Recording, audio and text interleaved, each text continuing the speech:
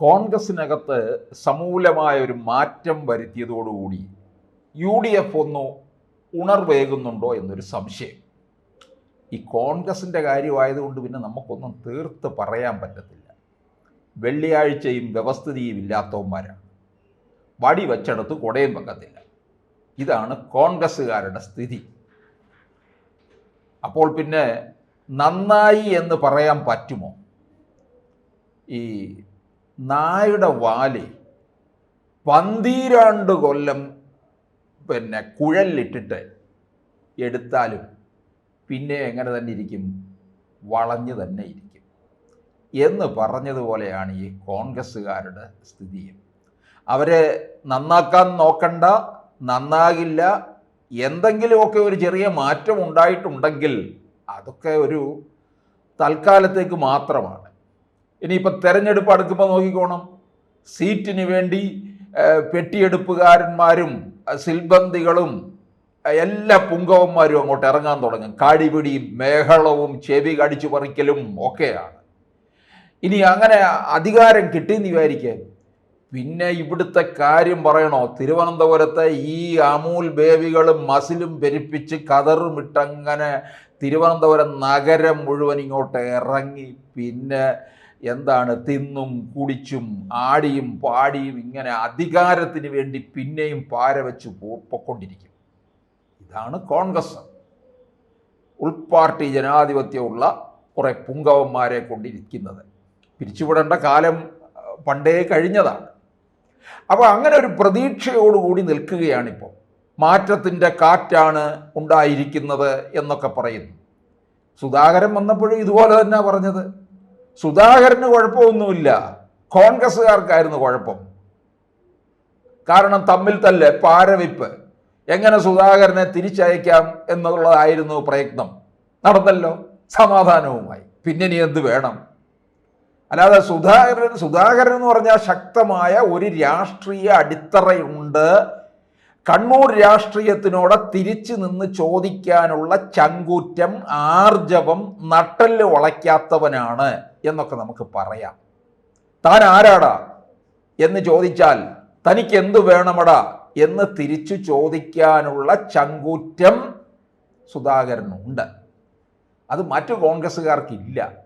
CPMലെ പ്രത്യേകിച്ച് കണ്ണൂർ രാഷ്ട്രീയത്തിൽ നിന്ന് ഒന്ന് ചോദിച്ചു കഴിഞ്ഞാൽ നിൽക്കുന്ന നിപ്പി മൂത്രം ഒഴിക്കും. അതാണ് ഇവിടുത്തെ ഈ കോൺഗ്രസ്സുകാരന്മാരെന്ന് പറയും. സുധാകരൻ വ്യത്യസ്തനാണ്, വേറിട്ട് നിൽക്കുന്നവനാണ്. അദ്ദേഹം ഏറെ നോക്കി, നടന്നില്ല ഈ പാർട്ടിയെ നന്നാക്കാൻ. അത് ഞാൻ പറഞ്ഞില്ലേ, അതങ്ങനെയാണ്, നന്നാകില്ല ആരെ കൊണ്ടുവന്നെന്ന് പറഞ്ഞാലും. അപ്പം എന്തായാലും ഒരു എല്ലാ ജാതി സമവാക്യങ്ങളെല്ലാം ഒത്തു വന്നിരിക്കുകയാണ്. എല്ലാവർക്കും കൊടുത്തിട്ടുണ്ട്. ഈഴവനും കൊടുത്തു, നായർക്കും കൊടുത്തു, മുസ്ലിം സമുദായത്തിനും കൊടുത്തിട്ടുണ്ട്, എല്ലാവർക്കും വിളമ്പി കൊടുത്തിട്ടുണ്ട്. ഇനി അധികാരം കിട്ടുന്ന സമയത്ത് പിന്നെയും കിടന്ന് ഓട്ടമായിരിക്കും. അപ്പോൾ ഈ ക്രൈസ്തവരൊക്കെ അങ്ങോട്ട് പോയല്ലോ. 2021 നമ്മുടെ ജോസ് കെ മാണി അങ്ങ് പോയി. ജോസ് കെ മാണി അങ്ങോട്ട് പോയതെന്ന് ചോദിച്ചാൽ പള്ളിക്കാരും പട്ടക്കാരും പറയുന്നതനുസരിച്ചാണ് ജോസ് കെ മാണി നിൽക്കുന്നത്. ജോസ് കെ മാണിക്ക് അങ്ങോട്ടും ഇങ്ങോട്ടും ഒക്കെ ഇങ്ങനെ ചാഞ്ചാടി നടക്കണം, കാരണം അധികാരം വേണമല്ലോ. പക്ഷേ ജോസ് കെ മാണി അങ്ങോട്ടേക്ക് പോയെങ്കിലും അദ്ദേഹത്തിന് ജയിക്കാനും കഴിഞ്ഞില്ല, ഒരു മന്ത്രി പോലും ആകാൻ കഴിഞ്ഞില്ല എന്നുള്ളതാണ്. അദ്ദേഹത്തിൻ്റെ കരിങ്ങോഴക്കൽ തറവാട്ടിലെ കൊടി വെച്ച ഒരു കാറ് വന്നിട്ട് എത്ര കാലമായി. അതുകൊണ്ട് ഈ 2026 തെരഞ്ഞെടുപ്പിൽ UDFന് ഇപ്പോൾ ഒരു ഉണർവുണ്ടായിരിക്കുന്ന സ്ഥിതിക്ക് ജോസ് കെ മാണി അങ്ങോട്ടേക്ക് വീക്ഷിക്കുന്നുണ്ട് നന്നായിട്ട്. അതിനിടയ്ക്ക് തന്നെ ലീഗ് നോക്കിയതാണ് അങ്ങ് കൂട്ടിക്കൊണ്ടു പോകാനായിട്ട്, അവിടെ മൊഴിയല്ലി പോരെ ഇങ്ങോട്ട് പോരാൻ വേണ്ടിയിട്ട്. ജോസ് കെ മാണി അങ്ങനെ വെയിറ്റ് ചെയ്ത് നിൽക്കുകയാണ്. പഞ്ചായത്ത് തിരഞ്ഞെടുപ്പ് വരുന്നുണ്ട്, നിർണായകമാണ്.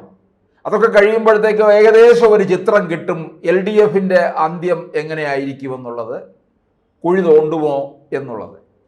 അതൊക്കെ ഒന്ന് മനസ്സിലാക്കിയിട്ട് മതി എന്നുള്ള രീതിയിലാണ് നിൽക്കുന്നത്. അല്ലെന്നുണ്ടെങ്കിൽ പിന്നെ ഇങ്ങോട്ട് ഇവിടെ കിടന്ന് തമ്മിൽ തല്ലി ചാവാറായി കിടക്കുന്നതാണ് ഈ കോൺഗ്രസ്സുകാരന്മാരെന്ന് പറയുന്നത്.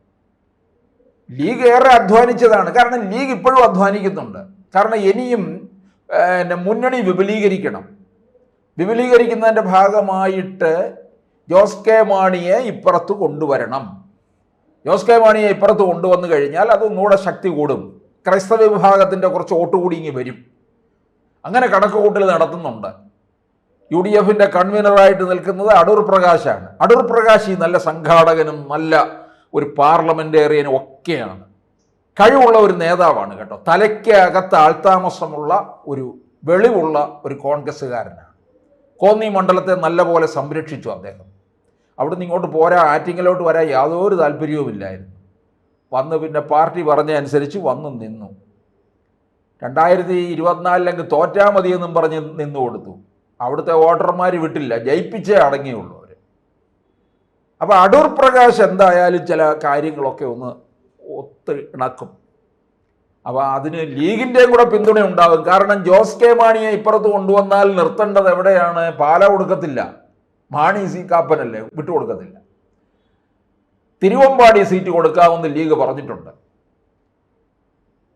തിരുവമ്പാടി എന്ന് പറയുന്നത് ലീഗിൻ്റെ സീറ്റാണ്. ലീഗിന് സുരക്ഷിത മണ്ഡലവുമാണ്. ഇപ്പോഴുള്ളത് CPM MLA ആണ്. അത് 3000-ലധികം വോട്ടിൻ്റെ ഭൂരിപക്ഷം മാത്രമേ ഉണ്ടായിരുന്നുള്ളൂ. അത് ലീഗിന് തിരിച്ചു പിടിക്കാൻ കഴിയും.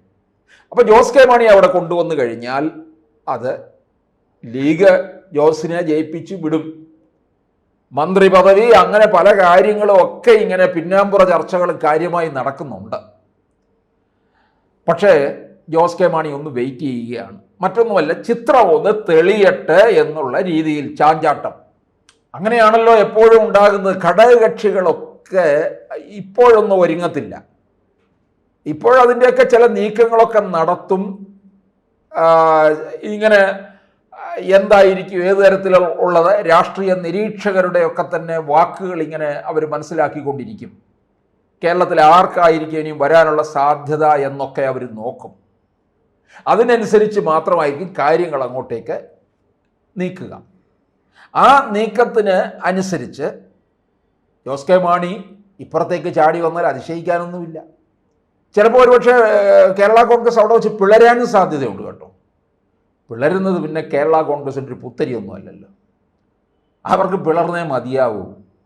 പിളർന്നില്ലെന്നുണ്ടെങ്കിൽ ആൾക്കാർ ചോദിക്കാൻ തുടങ്ങും, പിളരാൻ സമയമായില്ലേ എന്ന്. പിളരാൻ സമയമായില്ലേ എന്നിങ്ങനെ ചോദിച്ചുകൊണ്ടിരിക്കും.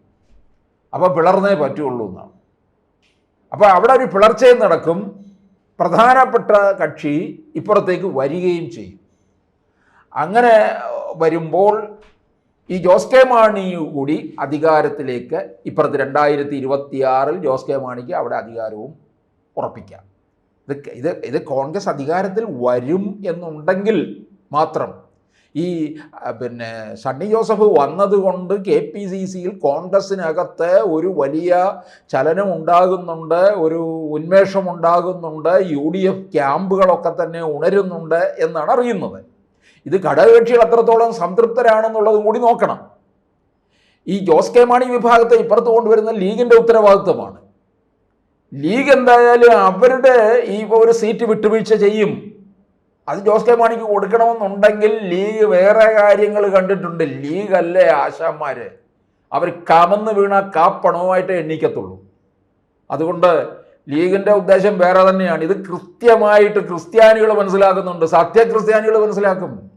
അവർക്കറിയാം ഈ ലീഗിൻ്റെ തന്ത്രവും കുതന്ത്രവും ഒക്കെ കോൺഗ്രസിൻ്റെ ചെവി കടിച്ചു പറിച്ചുകൊണ്ടിരിക്കുകയാണെന്ന് കൃത്യമായിട്ട് അറിയാം. കോൺഗ്രസ് എടുത്ത് ഒക്കത്ത് വച്ചിരിക്കുകയുമാണ്. അങ്ങനെ ലീഗിന് വഴങ്ങി കൊടുത്തുകൊണ്ടിരിക്കുകയും ചെയ്യുന്നു. അപ്പോൾ എന്തായാലും 26 ഒരു വലിയ മാറ്റത്തിന് തുടക്കം തുടങ്ങിക്കഴിഞ്ഞിരിക്കുകയാണ്. ജോസ് കെ മാണിക്ക് ചാഞ്ചാട്ടം തുടങ്ങി എന്ന് മനസ്സിലാക്കാം.